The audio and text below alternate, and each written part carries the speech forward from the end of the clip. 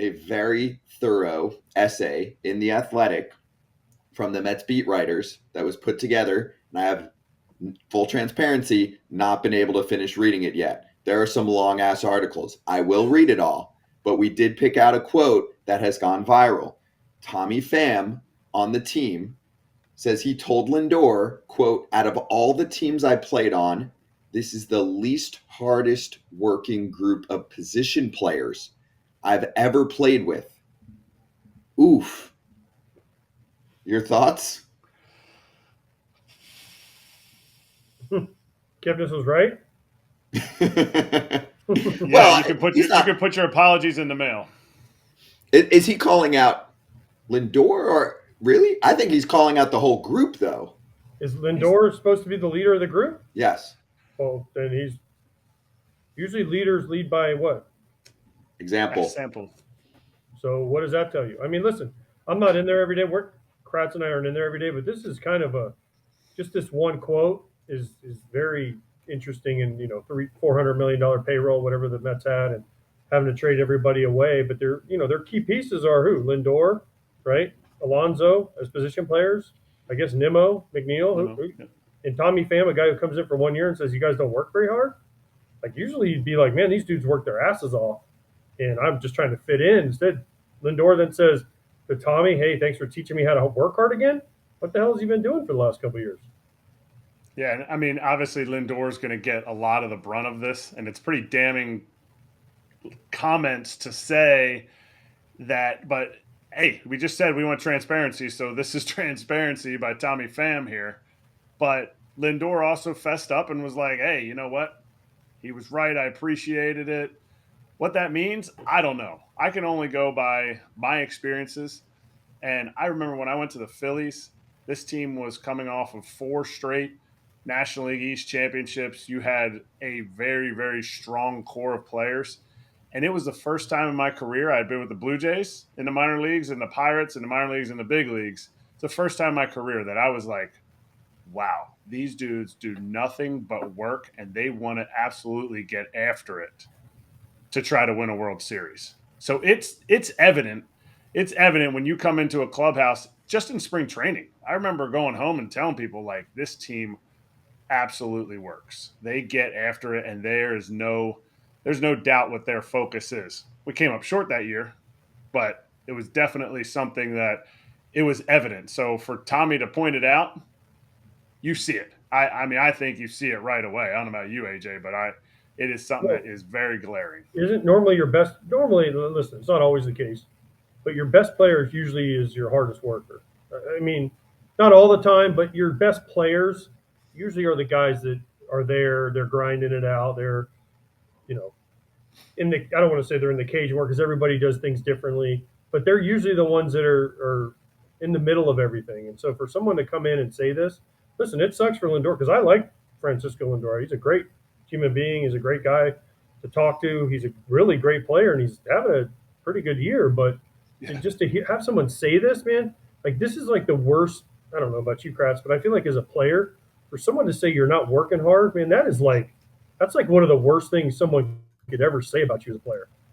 Absolutely. If you're, because you said, you kind of hit on it a little bit. You're like, oh, he's in the cage or he's in the weight room. People think like, oh man, well, I always see him in the weight room or I always see him in the cage. That doesn't necessarily mean you're working hard. You're talking about guys who are focused and locked in and want to be out there for 162 games. So exactly what Tommy was talking about, I don't know, but I know for a fact that the way Tommy works, when I played with him in 2019, he expects a certain level of accountability out of himself, but I think you see how guys do their work, and it's not about taking 100 swings in the cage. It's about what kind of focus you're putting into it, what kind of focus you're putting into your weight room stuff, whether it's a 25-minute leg day or an hour and a half bicep day for Yandy Diaz. The work has to be put in, and you can't – you know it when you see it. And it's not just one thing. You know it when you see it. And it is definitely you really can't – you can call a ball player a lot of things. But if you say you're not hardworking, that's harsh. Now, there was clarification later on where he said he held a lot of respect. This is Pham for the work ethics of the team's leaders, and it's the guys you're talking about: Lindor, Alonso, and Nimmo. And I mean, they've put up numbers this year. But the point from you guys is there still has to be a level of accountability that they have to take. If there's a player saying that there's not good work ethic from guys on a team, those team leaders should be handling it. But Is it's that accurate? confusing to me. It's confusing to me that Pham says to Lindor, this isn't the least hardest working team. But then he says he respects the work of Lindor, Nimmo, and Alonso. It's like, wait, which one? Well, there are other position players. No, He I could be know, talking but about the rest of the team. so the rest of the team doesn't do anything. Like it's just weird to me that then the quote was, then Lindor says, "Hey, thanks for teaching me how to work hard again." Well, it just is like, okay, so the three leaders are working hard allegedly. Well, then they're not holding other people accountable. Clearly, if those three are doing what they're supposed to do, then shouldn't the rest of the guys kind of get in line and follow suit? Because that's where it's confusing to me. Is if you just go with these quotes, there's got to be more. It's like he said something, and then he's like, "Well, I really kind of like those guys, so I don't want to blast them too hard. So I'm going to kind of cover my tracks a little bit and say, oh yeah, they did work hard, just not what I thought they were going to be. It's like one of those. I'm going to say something, but then I'm not going to say it with my chest. I'm going to say it and then kind of back off and try not to lose their friendship. No, I get what you're saying. He probably is calling them out because otherwise, I'm looking at the roster. I'm like, is he calling out Brett Beatty, who's been down for a bit too, and then is back up with the big league club? Canna, Canna, who's traded, Mauricio, who just Marte. came up, McNeil. Yeah, Marte's been hurt a lot. I mean, then it's a lot of guys that are kind of just at the end of the year trying to, just get some playing I time, mean, like he's surely Castro, not. Ortega. He's surely not calling out like Verlander and Scherzer. No, he Those said dudes work position harder player. than anybody. I know. He was So you, clear. All right, so let me provide a little bit of a contrast here. So when we spoke to Muncie yesterday, he talked about the leadership of Freeman and Mookie Betts setting the tone for the entire team. There was great work in the Athletic this morning about GM of the Dodgers, Brandon Gomes, stating the case for Mookie Betts to be MVP. And he was talking about the ability to play multiple positions. And then when they didn't have a shortstop, when they lost Lux and Rojas went down for a bit, he was able to fill in. So I think the part that stands out to me is that he said towards the end of his whole explanation, pleading the case for Mookie, that it sends a message that everyone should be willing to do whatever it takes to win. When Mookie's showing up, like, where do you want me to play?